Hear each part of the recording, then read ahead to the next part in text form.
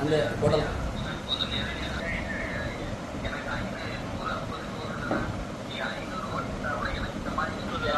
அதாவது வேற ஏதாவது நான் அந்த மாதிரி வரல. ஏதாவது நம்மகிட்ட ஃப்ரீயானா வேற வேற ஏதாவது வேற ஏதாவது நம்ம செய்யலாமா அப்படின்னு தொடர்ந்து என் மேலே ஒரு அரசியல் காழ்ப்புணர்ச்சியில் நீங்கள் பார்த்துருப்பீங்க. அதிகமாக தூத்துக்குடியிலே அதிகமாக விமர்சனத்துக்கு உள்ளாக்கப்பட்டது நான் தான். திரும்ப திரும்ப உண்மைக்கு முறகா, ஏன்னா இன்றைக்கி 7.5 கோடி மக்கள் இருக்காங்க. ஒரு எம்எல்ஏ மீது ஆதரமற்ற குற்றச்சாட்டை சொல்கிறது இயல்பு. ஆனால் என்னை தனிப்பட்ட முறையில் என்னை பணியை வந்து செய்ய விடாமல் என்னை திரும்ப திரும்ப வந்து எதிர்ப்புகளின் ஒரு தவறான ஒரு இதையும் வந்து இது பண்ணுறாங்க. இது போக இல்லாமல் நிறைய நபர்கள் என்னை வந்து டேரெக்டாக நீ 30 கோடி தரேன், 50 கோடி தரேன், 100 தரேன், இல்லை அதையும் தாண்டி தரேன், நீங்கள் வந்து திமுக வந்துடுங்க, இல்லைனா உங்களை வந்து இப்படி தான் நாங்கள் பண்ணுவோம், இது தென் மாவட்ட அரசியல், கிட்டத்தட்ட தமிழ்நாடு ஃபுல்லாக 100 பணக்காரங்க இருக்காங்கன்னா அதில் 60% திருநெல்வேலி மாவட்டம் தூத்துக்குடி மாவட்டம் தான் இருக்காங்க. அதனால் தென் மாவட்ட அரசியலில் நீங்கள் வந்து கீழேருந்து ஒரு ஏழ்மலையிலேருந்து வந்துட்டீங்க. ஏன்னா நான் இப்போ நான் படுற பாடு இந்த ஏழ்மலையிலேருந்து வந்ததுனால தான். இன்றைக்கி அடிமட்டத்துலேருந்து நான் ஒரு எம்எல்ஏ ஆனதுனால என்னை வச்சு என்னென்ன பண்ணணுமோ அவ்வளோ கஷ்டத்தை உண்டாக்குறாங்க.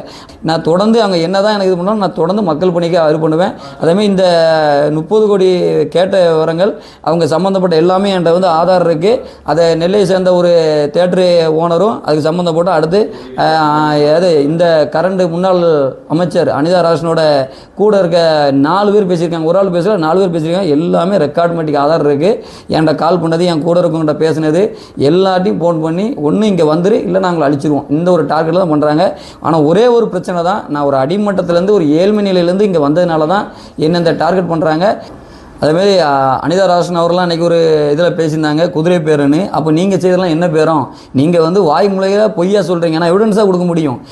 என்னோட எம்எல்ஏ கோட்ரஸ் ஆஃபீஸில் வந்து உட்காந்துருந்து நான் அன்றைக்கி வந்து மிரட்டி ஒன்று எப்பா நீ கீழேருந்து வந்தவன், நீ வந்து வண்டியில் போனால் உன்னை லாரியில் அடித்து தூக்கிடுவோம். அதேமாதிரி நடந்துச்சு. ஒரு 25 நாள் முன்னே எங்கள் எப்போது ஒன்றரை பக்கத்தில் என்னை எதிர்த்து ஒரு லாரி வருது.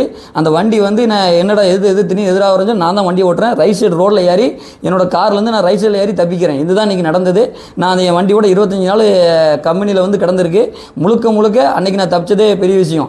நான் எதார்த்தமாக நடந்துச்சா இல்லை எனக்கு சதியா, இது வந்து முழுக்க எனக்கு வந்து நிறையா ஒரு தவறுகளை, அதாவது இந்த மக்கள் குறைகளை கையில் எடுக்கிறனால நிறைய எதிர்ப்புகளை கொண்டு வாங்க. அதுமாதிரி இவங்களோட டார்கெட் என்னென்னா இந்த ஏலத்தை சொல்லி இவங்களை வந்து இங்கேருந்து மாற்றணும், இவங்களை வந்து இது பண்ணணும் அப்படின்னு ஒரு முயற்சியை பண்ணிகிட்டு இருக்காங்க. இதுக்கெல்லாம் நாங்கள் அஞ்ச போகிறதில்ல.